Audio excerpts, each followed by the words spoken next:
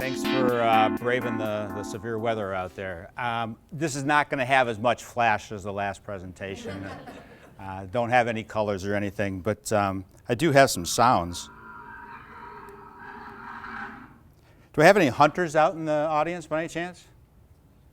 One or two. Mark, I know you are. Come on, we got to have a few of you. Well, this may actually offend a few other people that are... These are all examples of game calls, and as a very non-tech company, Altus Brands, we started up back in 2008. I was the founder of the company, and I have two other partners in this business, and we make about 950 different hunting and shooting accessories, everything from electronic hearing protection to different types of game calls and mouth calls and shooting platforms and hunting scents. I actually tell people all the time that I put my kids through college by selling deer pee. It's not your most common, it's not what I grew up thinking that I was going to do, but it's turned out to be pretty effective. Got into this world of the apps kind of by chance, because we've been manufacturers of game calls, a couple different types of game calls since 2009. The company's actually done 12 acquisitions since we got started. We've divested 2 different businesses, and we're doing a traditional roll-up strategy. We have Cass Creek and Extreme Dimension game calls, and you can see they're very simple handheld devices, some of which are wireless. The one up in the left can control 3 different speakers. We got higher quality ones, and these things will range in price from $30 up to about $300. And we're considered a low-end and mid-tier electronic game call company. In 2013, we created our first app. It was kind of just on a lark. A friend of ours was a developer. We put it together, put it out in the marketplace just to kind of see what that whole world was about, and failed miserably with it. Probably sold about, maybe 500 units at 99 cents a piece, and so we lost. I mean, the ROI on that was so negative, I don't even want to tell you about it.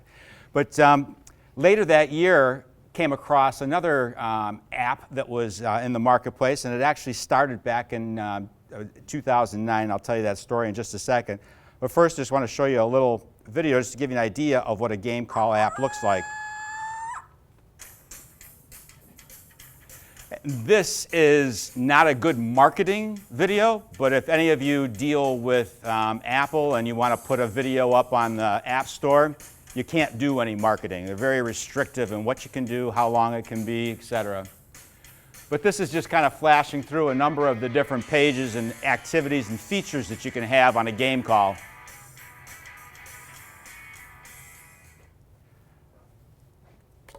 So every business has got to evolve and deal with the things that are put in your way, everything from the competition and how it's changing in this particular world, all the different things that go on with the different app stores with Google and Apple and how frequently they change things from the operating systems to the way that they emphasize apps on their stores and algorithm changes and everything else, and then customer expectations. And I'm sure if you just think about how you have looked at apps over the time since they were first introduced, I know most of us probably didn't download our first app onto a smartphone until probably about 2008 or 9 at the earliest. We've had to deal with those things. This particular app was developed by a gentleman by the name of Rob Phillips, and in 2009 he had that aha moment.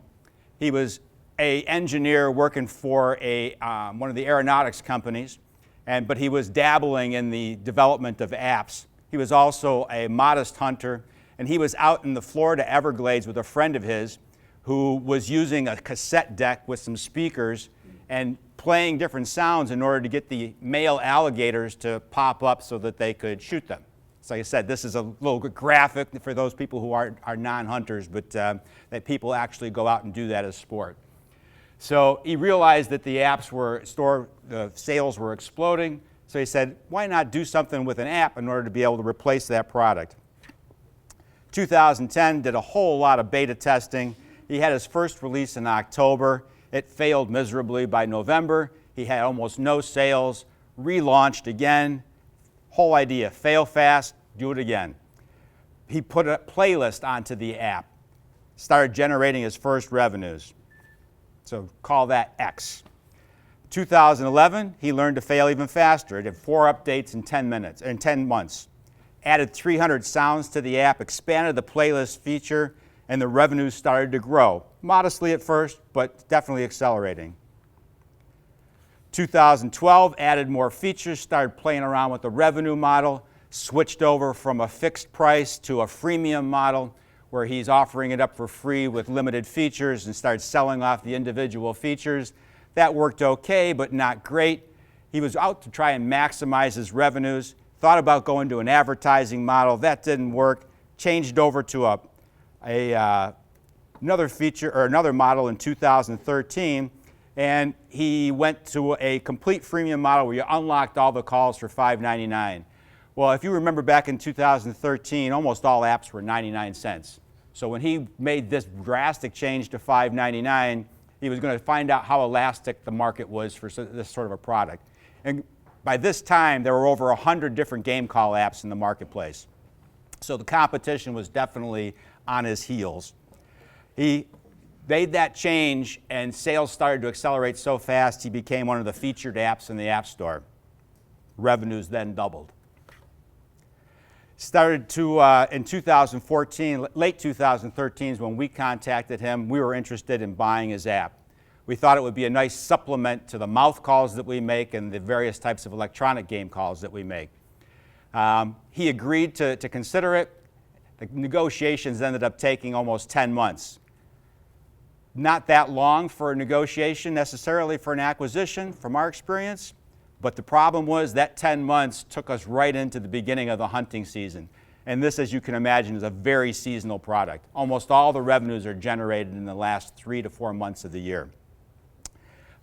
So we had to make certain changes. One of the things we were doing simultaneously with negotiating was trying to think of how we were going to change the revenue model for this product. And one of the things we thought we'd be able to do is to sell some advertising. We weren't able to attract advertisers. So what we ended up doing was getting a sponsor with Ruger. That is a long story, but eventually led us into, by the time we completed the acquisition, we crashed the app as soon as we launched it with the new Ruger updates. We changed the model so that it had advertising in a paid app, which everybody will tell you is a complete no-no. And we launched a full-featured Android app to go along with it, minus most of the features. So all of that led to revenue tanking. 2015, we said, well, let's change this up a little bit. And we decided to try and tie our hardware in with the software, which is the thing that I was showing you at the beginning of this presentation. We also started to advertise, do affiliates, and revenue recovered. I had another video, but my time is almost up, so I'm going to skip that one altogether. And I'll let you see a little bit of the data that goes with this. On the left side is the downloads, and this app has over 850,000 downloads. On the right side is the number of people conversion. The app converts at about 18%. You can track those first years, 2010 through last year. This is 2015. You can see downloads started to recover after our big whoops, but the conversion stayed flat. But the good news is, because we introduced the speaker, what we ended up doing was after our 2014 tanking, we almost tripled revenues for the whole business. So it's just an idea of how perseverance, change with the environment, and being willing to experiment, how kind of an effect it can have. From a revenue perspective, just real quick, one last slide. I won't answer any questions, so it'll make it real easy. You can tell that as our plan, we absolutely did not do anything like we'd planned. So if you look at that first year's revenue, we were expecting things to break down into these various categories. We were going to start up a mobile store, introduce different micro apps, do all these various things, and that's how we had budgeted. The reality was the downloads were a little over half of what we expected. Advertising was even better than expected, but the big killer was the hardware. So now we've totally changed our business around, doing more of what we really remember to know how to do, which is selling hardware, but tying it into the latest technology.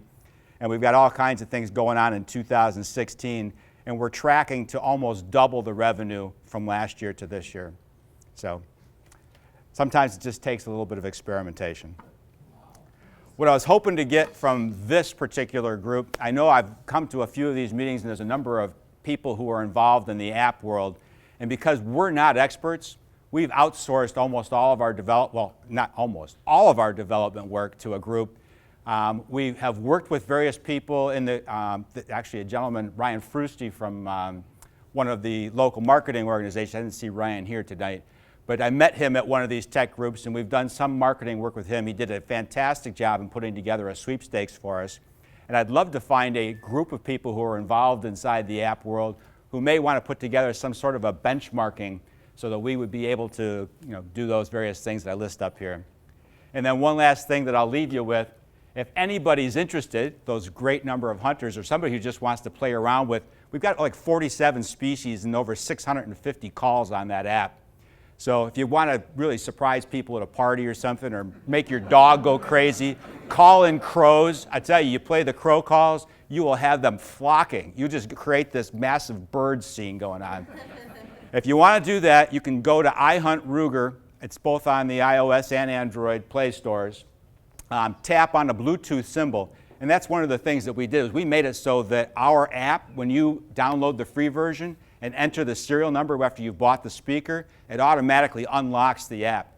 And the item that you see on that chair that looks kind of like a rock with a tail on the back of it, on the top of it, that's going to be introduced this year, so you're actually the first large sale group to see that. That's just a prototype. So we got a dual use Bluetooth chip inside our app now, so that when you can play the sounds and adjust that decoy that's playing on the top, you do both things from the same app, which is a pretty unique type of technology. Anyway, if you want to remember that number, I guess it'll also be available if you download it. You can get that for free if you add that number into the app. Save yourself $6 because I know you're all going to rush out to buy this. Thank you.